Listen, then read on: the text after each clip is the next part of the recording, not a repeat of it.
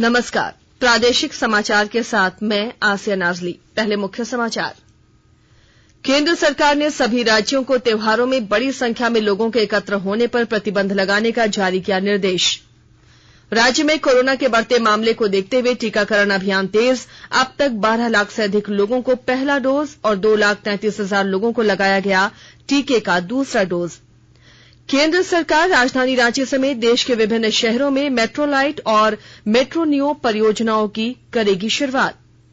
और राज्य के मुख्य सचिव ने विभागों को वित्त वर्ष 2020-21 की बची राशि खर्च करने का दिया निर्देश।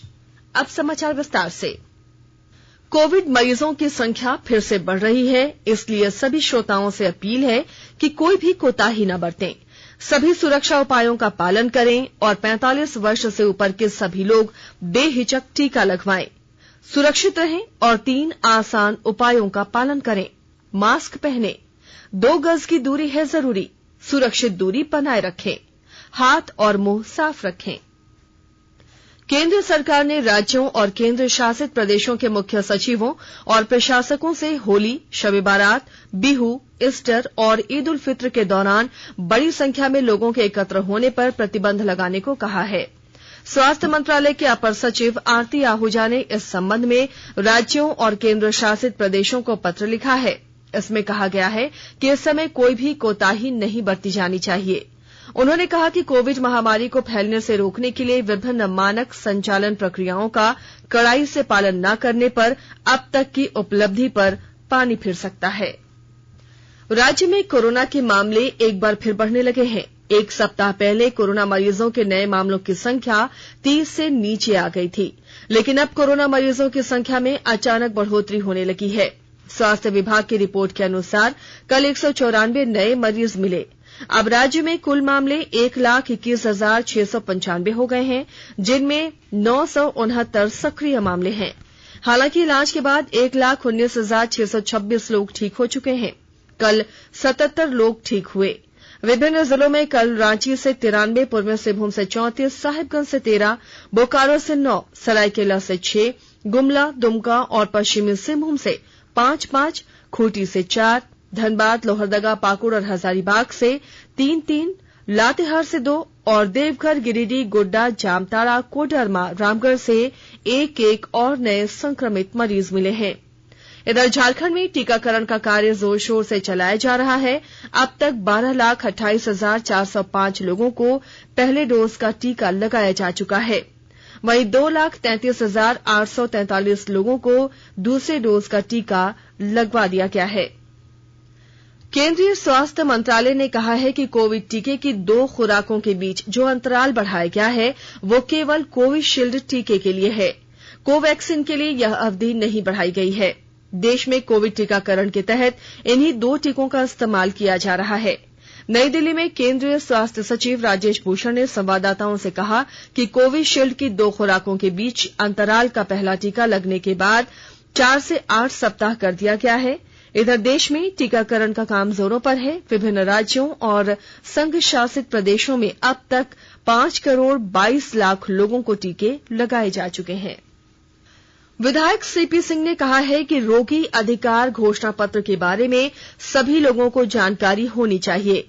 वे कल ऑक्सफैम इंडिया तथा लीड्स की ओर से आयोजित रोगी अधिकार घोषणा पत्र विषय पर आधारित कार्यशाला में बोल रहे थे। प्रोफेसर आर शरण ने कहा कि चिकित्सक मरीजों पर अनावश्यक दबाव न डालें। लीड्स के निदेशक एके सिंह ने कहा कि केंद्र और राज्य सरकार मरीजों के अधिकारों को लागू कर इसका क्रियान्वयन सुनिश्चित करे। वरिष्ठ पत्रकार मधुकर ने कहा कि सरकारी और निजी अस्पतालों के लिए एक समान नियम कानून होना जरूरी है। बता दें कि रोगी अधिकार घोषणा पत्र में सूचना का अधिकार, खर्च की दरों के बारे में जानने का अधिकार, मेडिकल रिकॉर्ड और रिपोर्ट जानने, आपातकालीन स्वास्थ्य सुविधाओं, गोपनीयता, भेदभावपूर्ण व्यवहार न करने, सुरक्षा तथा गुणवत्तापूर्ण देखभाल, मृतक का शव और व्यक्तिगत वस्तु पाने का अधिकार है।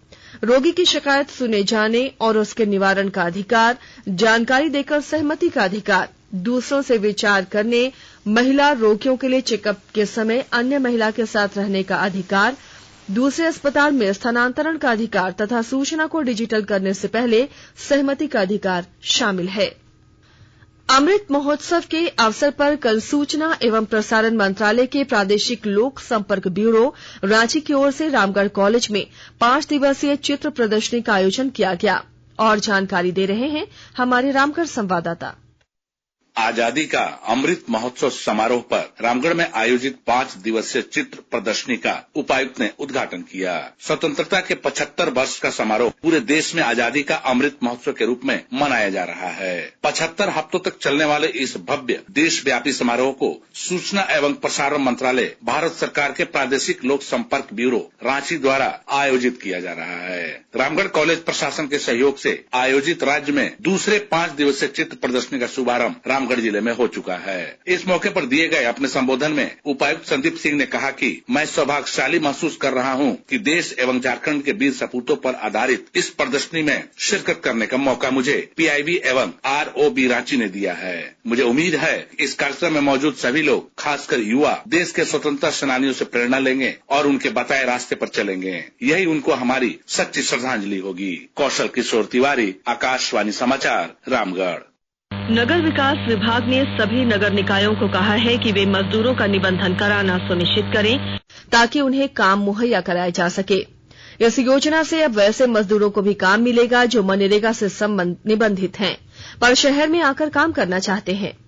नगर विकास विभाग ने निबंधन के लिए ऑनलाइन पोर्टल भी जारी किया है, लेकिन मजदूर उतनी संख्या में निबंधन नहीं करा रहे हैं। आपको बता दें कि राज्य में शहरी क्षेत्रों के प्रवासी मजदूर मुख्यमंत्री श्रमिक योजना में रुचि नहीं ले रहे हैं। राज्य में अभी तक सिर्फ 1709 लोगों ने रोजगार की मांग की है, जिसके विरुद्ध 1465 मजदूरों को काम उपलब्ध कराया गया है। शेष को काम देने की कार्रवाई प्रक्रियाधीन है। सभी मजदूरों को सड़क, नहर, तालाब, कुएं, भवन, पार्क एवं पौधारोपण जैसे दीर्घकालिक काम में लगाया गया है। आकाशवाणी के ताजा तरीन समाचारों के लिए आप हमारी वेबसाइट newsonair.com पर लॉग इन कर सकते हैं। ताजा समाचार Twitter handle @AIR news alerts और Facebook page All India Radio News पर भी उपलब्ध है। आप प्रादेशिक समाचार एकांश के ट्विटर हैंडल @AIR न्यूज _ और फेसबुक पेज तथा YouTube channel AIR news Ranchi पर भी हमारी बुलेटिन सुन सकते हैं। प्रादेशिक समाचार आप आकाशवाणी रांची से सुन रहे हैं और अब पेश है कोरोना से बचाव के कुछ संदेश। कोविड-19 से बचाव और सुरक्षित रहने के 3 उपाय। मास्क लगाएं, 2 गज दूरी है जरूरी, सुरक्षित दूरी रखें, हाथ और मुंह साफ रखें।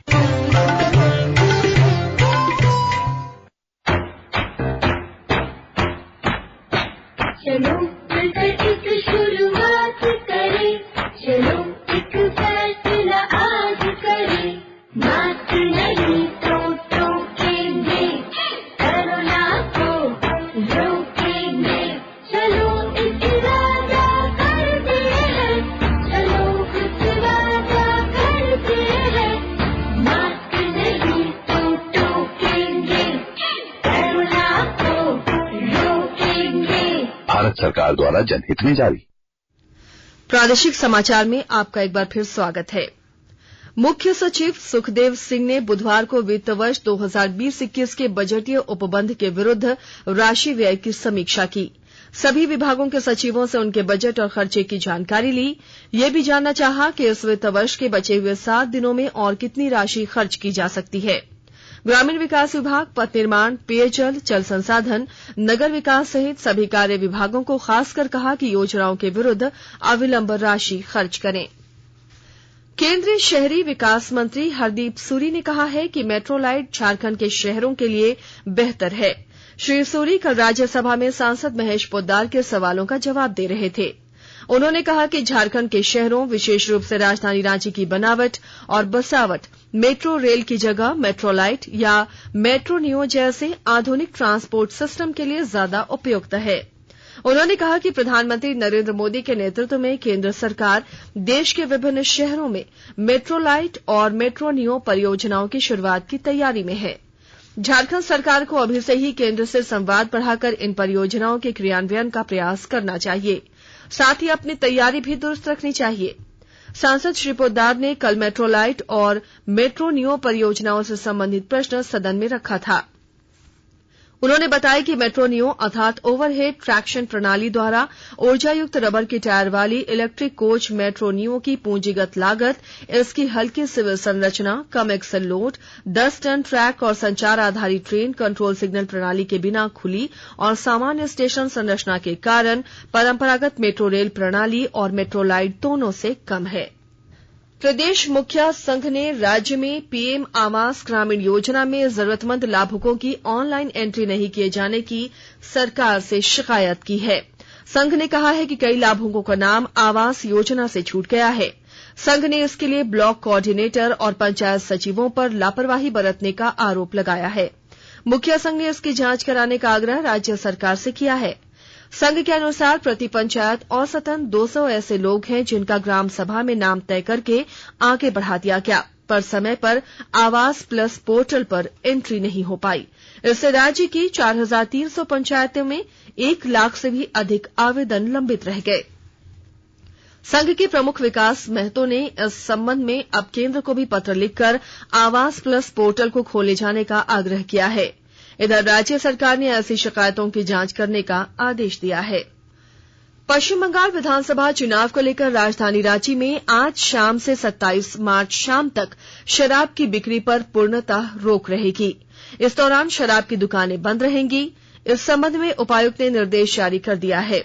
बता दें कि रांची से सटे बंगाल के इलाके में 27 मार्च को मतदान होना है। वहीं धनबाद में प्रथम चरण 27 मार्च, 7वां चरण 26 अप्रैल और मतगणना 2 मई के दिन होगी। पूरे धनबाद में इस दिन ड्राई डे रहेगा। निर्वाचन आयोग के दिशा निर्देशों के आलोक में पश्चिम बंगाल में स्वतंत्र एवं निष्पक्ष चुनाव कराने के उद्देश्य से यह निर्णय लिया गया है। इस संबंध में उपायुक्त उमाशंकर सिंह ने बताया कि निर्धारित दिनों में धनबाद जिले की सभी खुदरा उत्पाद दुकानें पूर्णतः बंद रहेंगी। वहीं झारखंड पश्चिम बंगाल की सीमा पर वाहन जांच अभियान तेज कर दिया गया है। धनबाद बार एसोसिएशन की नई कार्यकारिणी के गठन के लिए कल मतदान शांतिपूर्ण संपन्न हो गया। चुनाव में 1669 मतदाताओं ने मताधिकार का प्रयोग किया।